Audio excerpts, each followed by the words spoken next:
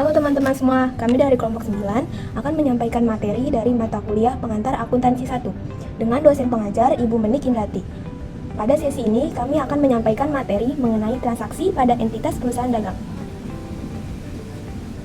Adapun anggota kelompok kami, yang pertama ada Novandika Anantowafi dengan NIM 20240102019. Yang kedua ada Lintang Ekatriani dengan NIM 20240102025. Kemudian ada Najwa Aziza dengan NIM 20240102010.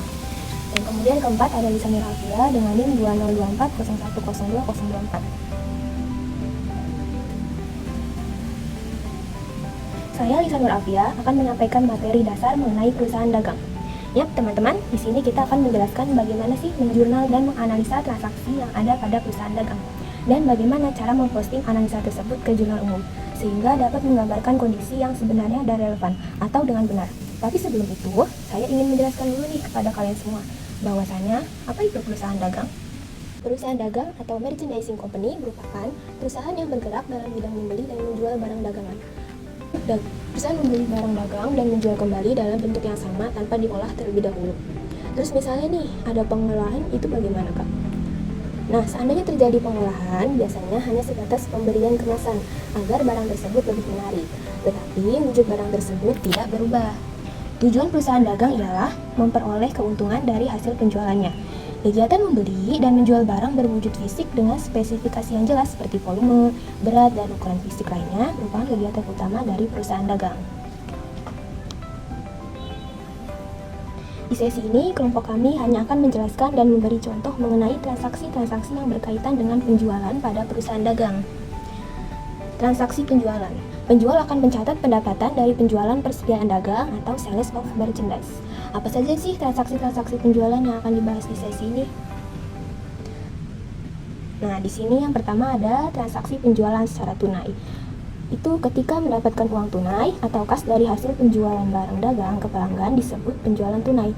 Syarat dari penjualan ini pastinya menerima uang secara langsung ketika terjadi transaksi penjualan.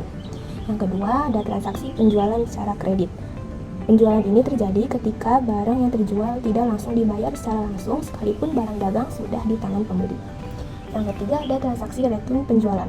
Return penjualan merupakan pengembalian barang dagang dari pelanggan atas barang yang telah terjual.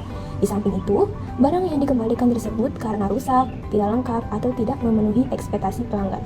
Penjual dapat menurunkan atau mengurangi harga awal barang. Kemudian ada transaksi potongan penjualan. Potongan penjualan berlaku terhadap pembeli yang melakukan pembelian barang dagang secara kredit dan membayarnya dalam rentang waktu yang telah dibuat oleh penjual. Potongan ini bertujuan agar mendorong pelanggan untuk membayar lebih awal, serta sebagai insentif untuk menarik pelanggan demi keuntungan penjual. Yang kelima, ada transaksi beban angkut penjualan, yaitu transaksi yang mencatat besarnya beban angkut atau ongkos kirim. Syarat penyerahan barang pada perusahaan dagang ada dua, yaitu FOB shipping point dan FOB destination. Yang keenam, ada transaksi harga pokok penjualan, yaitu transaksi yang mencatat total biaya yang dikeluarkan perusahaan untuk memproduksi atau mendapatkan barang yang dijual. Yang ketujuh, ada transaksi analisa persediaan akhir periode. Transaksi analisa persediaan akhir periode dapat dilakukan dengan berbagai metode. Berdasarkan metode periode, terdapat dua pendekatan, yaitu pendekatan harga pokok penjualan dan pendekatan besar laba rugi. Sebelum kita lanjut untuk ke contoh soal, kita harus paham betul nih, apa saja sih karakteristik dan aktivitas dari perusahaan dagang. Di sini ada karakteristik pertama entitas dagang. Yang pertama ada pembelian barang dagang kepada pemasok dengan tujuan untuk dijual kembali. Biasanya pembelian ini dapat dilakukan secara tunai maupun kredit. Yang kedua ada pengeluaran kas. Pembayaran kas kepada pemasok supply atas pembelian barang dagangannya. Yang ketiga ada penjualan. Penjualan barang dagang diikuti dengan penyerahan hak atas barang. Barang dagangan yang terjual diakui penjualan sebesar nilai jualnya, entah itu penjualan melalui kredit maupun debit. 4. Ada penerimaan kas. Kas masuk dari pelanggan atas penjualan barang dagangan. Penerimaan bersumber dari penjualan tunai dan pembayaran piutang atas penjualan kredit. Oke teman-teman, aktivitas ini kita bukan membahas jurnal khusus ya. Walaupun nama-nama akunnya sama, cuma kita sedang bahas aktivitas, bukan jurnal khususnya. Kalau jurnal khusus nanti berbeda dalam kategori analisanya. Teman-teman ingat ya, perusahaan jasa dan dagang itu berbeda. Terdapat beberapa jenis akun dalam perusahaan dagang yang tidak dimiliki perusahaan jasa. Akun-akun pada perusahaan dagang lebih komplit dibandingkan perusahaan jasa. Jenis-jenis akun perusahaan dagang tersebut seperti ini. Yang pertama ada persediaan barang dagang. Akun ini tujuannya untuk mencatat persediaan barang dagang atau nilai dari persediaan barang dagang yang masih tersisa, entah itu persediaan barang dagang awal ataupun persediaan barang dagang akhir. Yang kedua ada penjualan. Akun penjualan ini berfungsi untuk mencatat penjualan barang dagangan secara kredit maupun tunai. Jumlah penjualan dicatat sebesar penjualan bruto atau kotor. 3 ada return penjualan. Akun ini bertujuan untuk mencatat pengembalian barang yang terjual. Kemudian ada potongan penjualan atau diskon penjualan. Akun untuk mencatat potongan yang diberikan penjual kepada pembeli apabila si pembeli melunasi utang yang lebih cepat dari yang telah ditentukan. Kemudian ada beban akun penjualan. Akun untuk mencatat beban pengiriman yang dikeluarkan sehubungan dengan penjualan barang dagang. Beban akun penjualan merupakan bagian dari beban operasional. Kemudian ada pembelian. Akun yang berfungsi untuk mencatat pembelian barang dagangannya selama periode tertentu. Tujuannya yaitu agar pembelian tersebut terpisah dengan persediaan awal atau dengan akun yang berhubungan dengan pembelian barang dagangan. Kemudian ada return pembelian, yaitu akun untuk mencatat return pembelian barang dan keringanan yang diperoleh akibat pengembalian barang dagangan yang dibeli. Misalnya karena barang tersebut tidak sesuai yang dipesan atau rusak cacat. Kemudian ada potongan pembelian, yaitu untuk mencatat potongan yang diperoleh dalam pelunasan utang dagang dalam masa potongan. Selanjutnya ada beban angkut pembelian. Akun untuk mencatat beban angkut yang dikeluarkan sehubungan dengan pembelian barang dagangannya. Beban angkut merupakan penambahan harga beli barang. Terakhir ada HPP, yaitu harga pokok penjualan, yaitu akun untuk mencatat harga pokok dari barang yang dijual. Selain itu sebagai akun untuk penyesuaian pembelian. Return pembelian, potongan pembelian, beban angkut pembelian. Tujuan penyesuaian menentukan besarnya beban pokok penjualan periode tersebut. Oke teman-teman, jadi itu adalah akun-akun yang terdapat dalam perusahaan dagang yang tidak dimiliki oleh perusahaan jasa. Kita bisa mengambil kesimpulan bahwa akun-akun pada perusahaan dagang lebih kompleks dibandingkan perusahaan jasa. Nah, setelah kita membahas apa saja aktivitas dan macam-macam akun pada perusahaan dagang, mari kita langsung ke contoh soalnya dan kita akan menganalisa transaksi serta cara penjualannya. Namun di sini hanya akan membahas transaksi-transaksi yang sehubungan dengan penjualan dan kawan-kawannya. Nah, mari kita ke contohnya langsung yang materinya akan dimentori oleh Bintang Eka Triani. Oke, kita lanjut ke contoh soal yang pertama, yaitu transaksi penjualan barang dagangan. Penjual barang dagang adalah aliran kas masuk atau aset yang timbul karena ada penjualan barang dagangan. Penjualan barang dagang merupakan pendapatan perusahaan dagang. Penjualan bisa secara kredit maupun tunai. Di sini kita ada contohnya. Pada tanggal 5 April 2018, PT Sinarida menjual barang dagangannya kepada Toko Hidayah berupa komputer sebanyak 3 unit, masing-masing harga per unit Rp5.000. Di sini kita akan catat dia ke dalam jurnal penjualan secara tunai terlebih dahulu. Pencatatan secara tunai yaitu kas pada penjualan. Kas kita masukkan di sisi debit sebesar 15 juta. Setelah itu penjualan kita masukkan di sisi kredit 15 juta. Kalau pencatatan penjualan secara kredit atau piutang, keterangannya piutang dagang pada penjualan. Piutang dagang bertambah di debit sebesar 15 juta, penjualan bertambah di kredit sebesar 15 juta. Kita lanjut ke pembaca materi kedua, yaitu Nazwa Ajijah. Yang kedua ada retur penjualan. Tujuan adanya retur penjualan yaitu guna meningkatkan pelayanan kepada konsumen. Retur penjualan adalah pengembalian barang yang dijual karena tidak sesuai dengan yang kita pesan atau bisa jadi barang itu cacat. Jadi, akun retur penjualan merupakan akun kontra penjualan. Contohnya, pada tanggal 8 Maret 2018, Toko Hidayah mengembalikan barang dagangannya kepada PT Sinarida sebanyak 1 unit komputer seharga 5 juta. Jadi, jurnal PT Sinarida atas pengembalian barang dagang dari Toko Hidayah pada tanggal 8 Maret 2018 yaitu retur penjualan pada piutang usaha. Retur penjualan seharga 5 juta di debit dan piutang dagang sebesar 5 juta di kredit. Ini yaitu tentang transaksi potongan penjualan akan dijelaskan oleh Novandika Natawawi. Saya sendiri. Potongan penjualan itu, transaksi potongan penjualan tunai diberikan apabila si pembeli atau konsumen itu membayar dalam masa potongan. Nah, kenapa sih kok misalkan kita menjadi penjual atau pembeli ada nih namanya seperti diskon atau potongan penjualan maupun pembelian? Tujuannya biar apa? Nah, tujuan diadanya potongan pembelian atau potongan penjualan itu bertujuan agar si pembeli itu termotivasi untuk membayar lebih cepat pada masa potongan tersebut. Potongan atau diskon penjualan merupakan akun kontra terhadap akun penjualan. Nah, akun kontra nih teman-teman, akun kontra itu kayak akun yang saldo normalnya itu berlawanan dengan akun utamanya. Contohnya di sini kan potongan penjualan, maka akun kontranya itu yaitu akun penjualan itu sendiri. Kita langsung ke contoh soalnya nih. Pada tanggal 5 Maret 2018, PT Sinarida menjual barang dagangannya kepada toko Hidayah berupa komputer sebanyak 3 unit. Masing-masing harga per unit adalah 5 juta. Syarat pembayarannya yaitu 2/10N/30. Nah, artinya apa teman-teman di sini? Ini namanya itu faktur atau termin penjualan. Ketika kita menjadi penjual, maka kita sebutnya termin atau faktur penjualan. Maksudnya itu 2/10 ini artinya ketika si pembeli itu membayar dalam jangka waktu kurang dari 10 hari mulai dari transaksi tanggal transaksi yaitu pada tanggal 5 Maret, maka si pembeli akan mendapatkan potongan sebesar 2%. Nah, N/30 ini artinya masa jatuh tempo lahir dibayar yaitu 30 hari atau 1 bulan. Nah, sedangkan pada tanggal 10 Maret 2012 toko Hidayah baru membayarnya. Jurnal harus poin-poin penting untuk menentukan si pembeli itu dapat potongan atau tidaknya. Teman-teman lihat dulu di sini. Pada tanggal 5 Maret itu PT Sinarida menjual barang dagangannya sebanyak 3 unit. Nah, masing-masing itu harganya 5 juta. Nah, cara tahu si pembeli itu mendapatkan potongan atau tidaknya, kita harus cara cepatnya kayak gini teman-teman. Lihat, tanggal 5 Maret ini ditambah 10 itu datanya dari mana? 10 ini datanya dari ini nih, 2/10.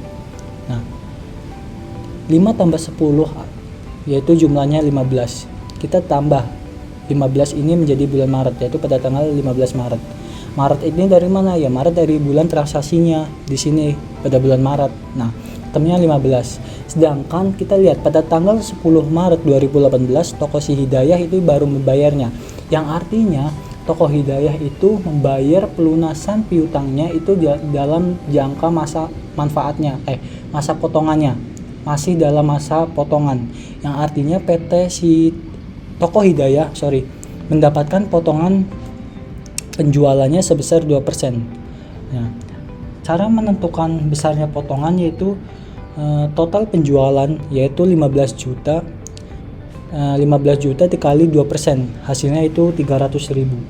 Maka kas yang kita terima yaitu kas bersih yang kita terima yaitu hasilnya 15 juta dikurangi 300.000, ketemunya yaitu 14.700.000. Itu kas bersihnya. Sedangkan potongan penjualan yaitu 300 di sisi debit dan piutang dagangnya yaitu 15 juta.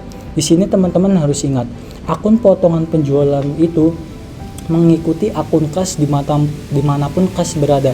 Misalkan kasnya di sisi debit, maka potongan penjualannya itu mengikuti di sisi debit juga.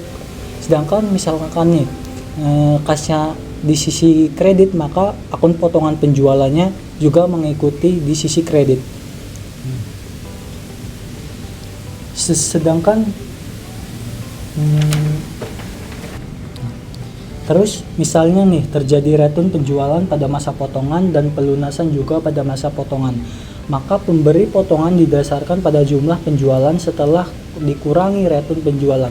Akan tetapi jika pelunasan tidak pada masa potongan dan terjadi retun penjualan, maka besarnya pelunasan setelah retun penjualan yaitu jumlah penjualan dikurangi retun penjualan.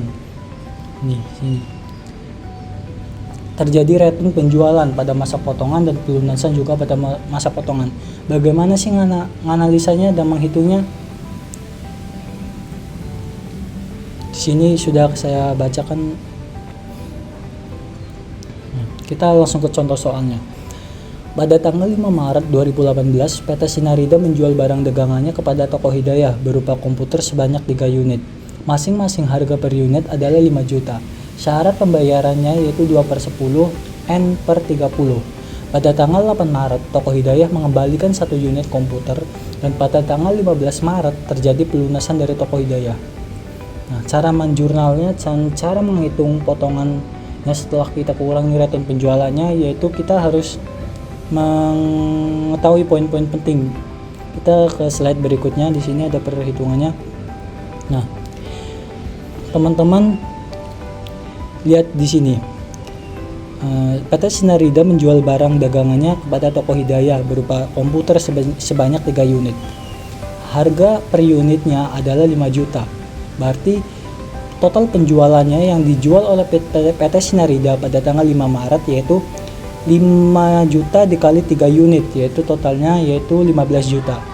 Sedangkan return penjualan, nih terjadi return penjualan nih pada tanggal 8 Maret terjadi return penjualan mengembalikan 1 unit komputer. Nilainya berapa?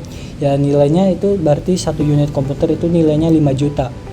Maka total penjualan yang tadinya 15 juta dikurangi 5 juta, yang artinya jumlah penjualan bersihnya yaitu di sini setelah kita kurangi return penjualannya itu totalnya 10 juta. Kita lihat nih di sini teman-teman. Syarat pembayaran 2/10 N/30 yang artinya jika si Toko Hidayah membayar pelunasan pada masa potongan maka akan mendapatkan potongan sebesar 2%. Cara menghitung potongannya gimana atau cara mengetahui jika dia dapat masa potongannya itu bagaimana? Yaitu kita lihat nih pada tanggal 5 Maret 5 ditambah 10 ini dari ini nih 2/10 5 ditambah 10 ketemunya 15. Kita tambahin Maret ini diambil dari bulan transaksinya yaitu pada tanggal 5 Maret 15 Maret ini kita terlahir syarat pembayaran atau masa potongan. Dan di sini studi case-nya Toko Hidayah dia baru membayar pada tanggal 15 Maret terjadi pelunasan pembayaran dari Toko Hidayah, yang artinya si Toko Hidayah tersebut membayar pada masa potongan mepet. Tetapi dia tetap dapat potongan penjualan. Kenapa? Karena dia masih dalam masa potongan. Nah, kecuali ketika si Toko Hidayah membayarnya pada tanggal 16, 17 dan seterusnya.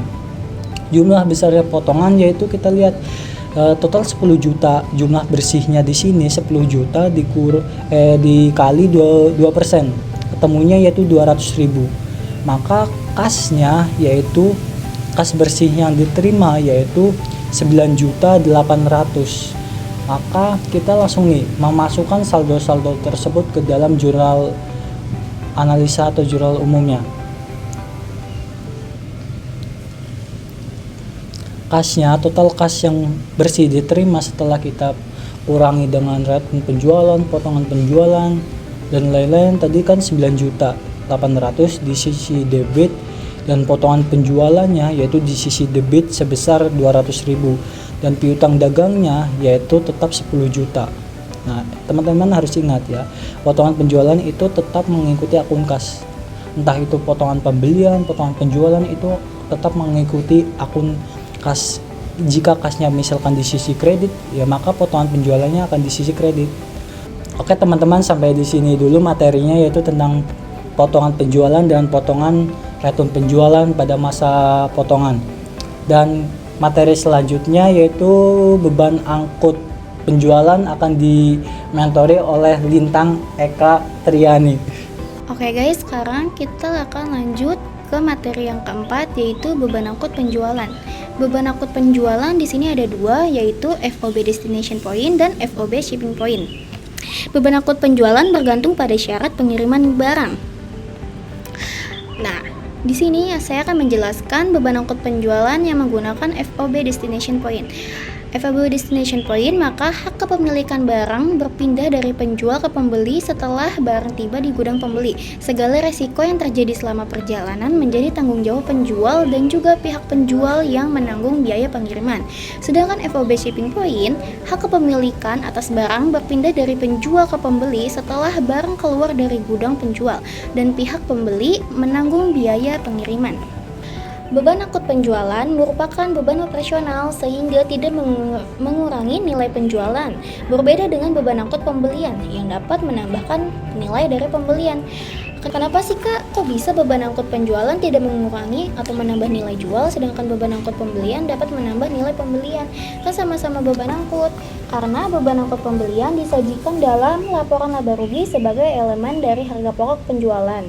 Jadi sebelum kita membuat HPP, kita terlebih dahulu menghitung penjualan bersih, menghitung pembelian bersih, di mana rumus untuk menghitung pembelian bersih adalah pembelian ditambah beban angkut pembelian dikurangi rektor pembelian dikurangi potongan pembelian, yang nantinya ketemu pembelian bersih. Nah, hasil dari pembelian bersih tersebut ditambah dengan persediaan barang dagang awal yang nantinya bakal menjadi BTUD atau barang tersedia untuk dijual.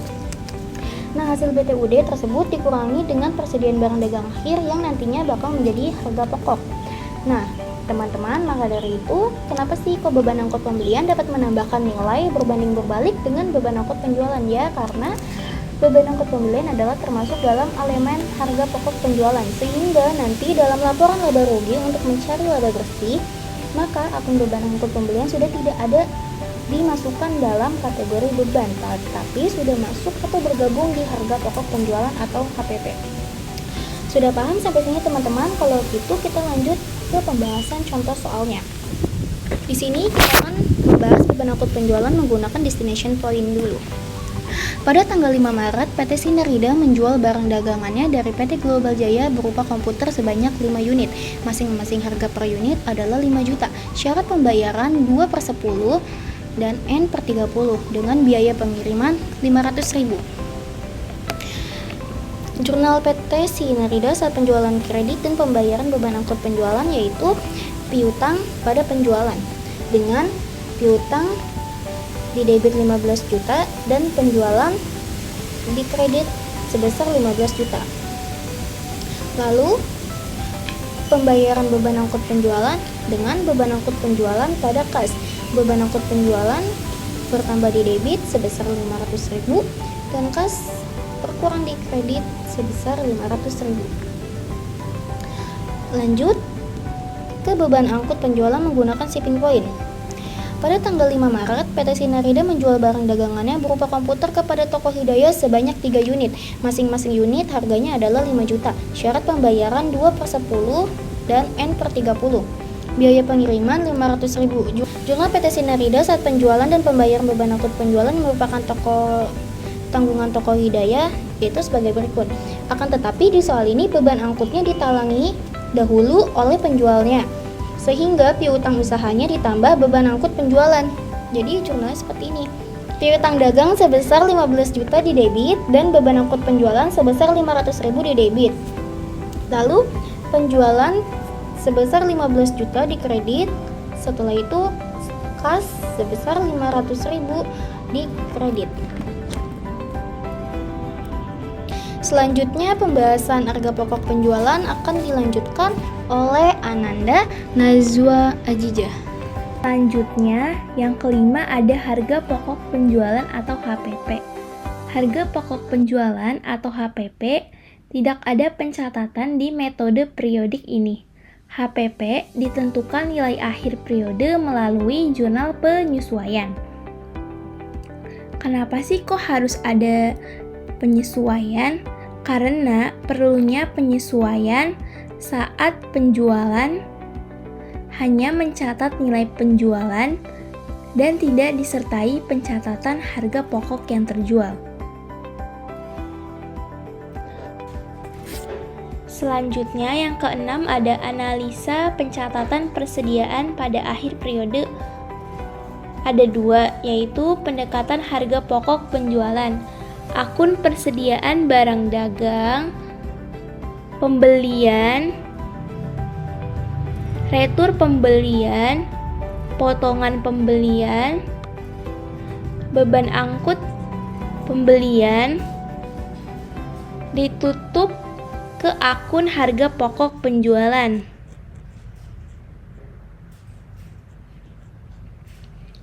Persediaan barang dagang awal ditutup ke akun harga pokok penjualan dan mengakui persediaan barang dagang akhir dari perhitungan hasil akhir periode. Setelah jurnal penyesuaian diposting, maka semua akun tersebut bersaldo 0 sehingga tidak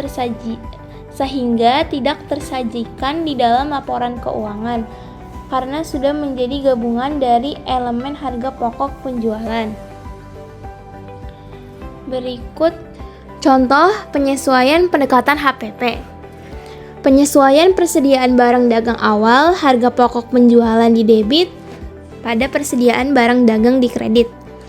Kemudian ada pengakuan persediaan barang dagang akhir, persediaan barang dagang di debit pada harga pokok penjualan di kredit. Setelah itu ada penyesuaian akun pembelian, harga pokok penjualan di debit pada pembelian di kredit. Kemudian ada penyesuaian akun retur pembelian di debit pada harga pokok penjualan di kredit. Setelah itu ada penyesuaian akun potongan pembelian, akunnya itu ada potongan pembelian di debit pada harga pokok penjualan di kredit. Yang terakhir ada penyesuaian akun biaya angkut pembelian, harga pokok penjualan di debit pada biaya angkut pembelian di kredit. Setelah itu yang kedua ada pendekatan ikhtisar laba rugi. Akun persediaan barang dagang disesuaikan ke akun ikhtisar laba rugi. Berikut adalah contoh tabel penyesuaian akhir metode ikhtisar laba rugi. Pada tanggal 31 Desember 2022, penutupan persediaan barang dagang awal, akunnya itu ada ikhtisar laba rugi di debit pada persediaan barang dagang di kredit. Yang terakhir ada pengakuan persediaan barang dagang akhir, persediaan barang dagang di debit pada ikhtisar laba rugi di kredit. Oke teman-teman, cukup sampai di sini ya, karena materi kita sudah habis, sudah kita bahas dari awal hingga akhir. Semoga kalian semua bisa mengambil kesimpulan, bisa menganalisa, menjurnal, dan menghitung setiap transaksi-transaksi pada entitas dagang, terutama penjualan dan kawan-kawannya, menganalisa HPP, persediaan, dan lain-lain. Sekian dari kelompok kami, mohon maaf bila ada kesalahan. Terima kasih.